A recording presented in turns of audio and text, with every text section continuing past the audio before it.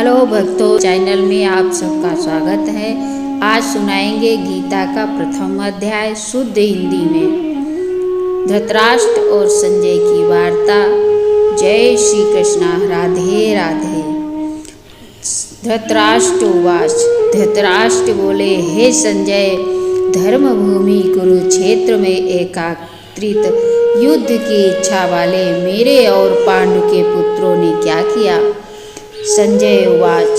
संजय बोले, उस समय राजा दुर्योधन ने व्यूह युक्त पांडवों की सेना को देखकर और द्रोणाचार्य के पास जाकर यह वचन कहा, हे आचार्य, आपके पास बुद्धिमान शिष्य द्रुपद पुत्र धृष्टद्युम्न द्वारा व्यूहाकार खड़ी की हुई पांडु पुत्रों की इस बड़ी भारी सेना को देखिए।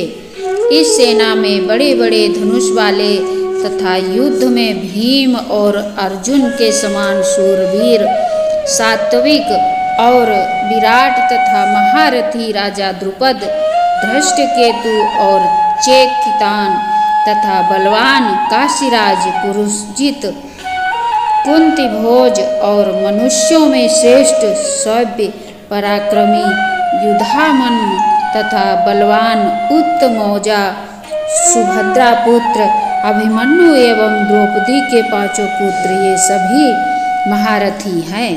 हे ब्राह्मण श्रेष्ठ, अपने पक्ष में भी जो प्रधान है उनको आप समझ लीजिए। आपकी जानकारी के लिए मेरी सेना के जो सेनापति हैं उनको बतलाता हूँ। आप द्रोणाचार्य और पितामह भीष्म तथा कर्ण और संग्राम विजयी कृपाचार्य तथा वैसे ही अश्वत्थामा, विकर्ण और सोमदत्त का पुत्र भूरिश्रवा और भी मेरे लिए जीवन की आशा त्याग देने वाले बहुत से शूरवीर, अनेक प्रकार के शस्त्रों से सुसज्जित और सबके सब युद्ध में चतुर भीष्म पितामह द्वारा रचित हमारी वह सेना सब प्रकार से अजेय है और भीम द्वारा रचित इन लोकों की यह सेना जीतने में सुगम है। इसलिए सब मोर्चों पर अपनी अपनी जगह स्थित रहते हुए आप लोग सभी निस्संदेह भीष्म पितामह की ही सब ओर से रक्षा करें। कौरवों में वृद्धि बड़े प्रतापी पितामह भीष्म ने उस दुर्योधन के हृदय में हर्ष उत्पन्न करते हुए उच्च स्वर से सिंह की दहाड़ के समान गरज कर शंख बजाया।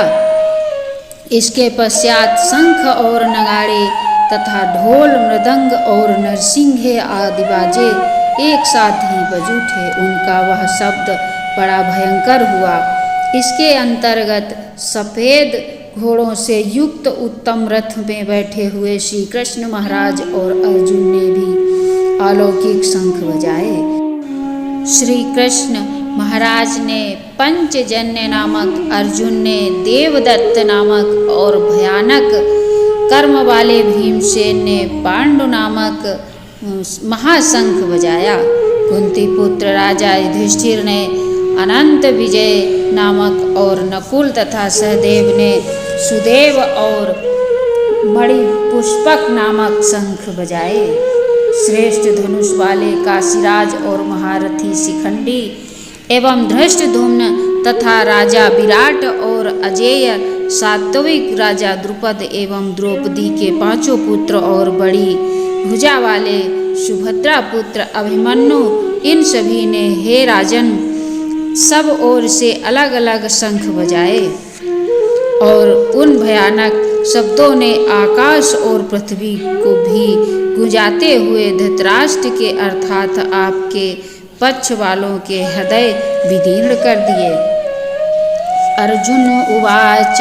हे राजन, इसके बाद कपिध्वज अर्जुन ने मोर्चा बांधकर डटे हुए धृतराष्ट्र संबंधियों को देखकर उस शस्त्र चलाने की तैयारी के समय धनुष उठाकर ऋषिकेश श्री कृष्ण महाराज से यह वचन कहा, हे अच्युतम, मेरे रथ को दोनों सेनाओं के बीच खड़ा कीजिए। और जब तक कि मैं युद्ध क्षेत्र में डटे हुए युद्ध के अभिलाषी इन विपक्षी योद्धाओं को भली प्रकार देख लूं कि इस युद्ध रूप व्यापार में मुझे किन किन के साथ युद्ध करना योग्य है, तब तक उसे खड़ा रख। दुर्बुद्धि दुर्योधन का युद्ध में हित चाहने वाले जो ये राजा लोग इस सेना में आए हैं, इन युद्ध करने वालों को मैं देखूंगा। संजय उवाच।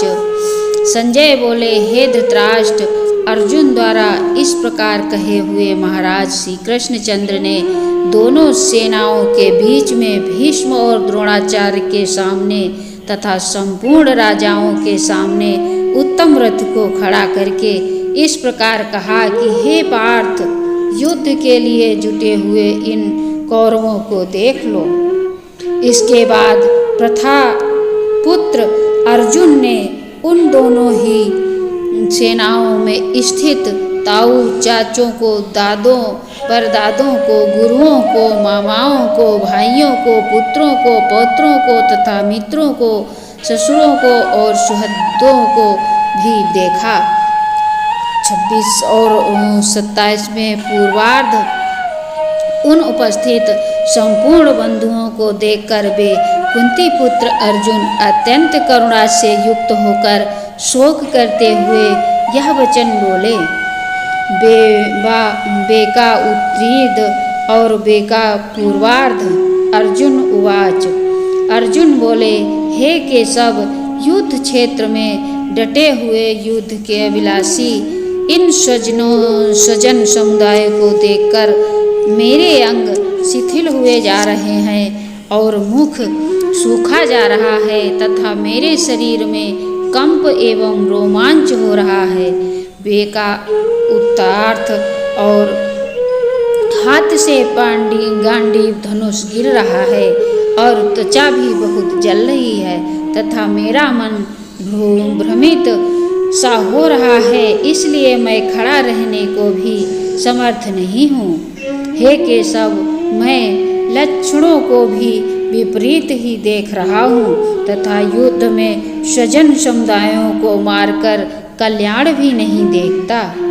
हे केशव, मैं न तो विजय चाहता हूँ और न राज्य तथा सुखों को ही। हे गोविंद, हमें ऐसे राज्यों से क्या प्रयोजन है अथवा ऐसे भोगों से और जीवन से भी क्या लाभ है। हमें जिनके लिए राज्य भोग और सुखादि अभिष्ट हैं, वे ही ये सब धन और जीवन की आशाओं को त्याग कर युद्ध में खड़े हैं। गुरुजन, ताऊ, चाचे, लड़के और उसी प्रकार दादे, मामे, ससुर, पौत्र, साले तथा और भी संबंधी लोग, हे मधुसूदन, मुझे मारने पर भी अथवा तीनों लोकों के राज्य के लिए भी मैं इन सबको मारना नहीं चाहता। फिर पृथ्वी के लिए तो करना ही क्या है।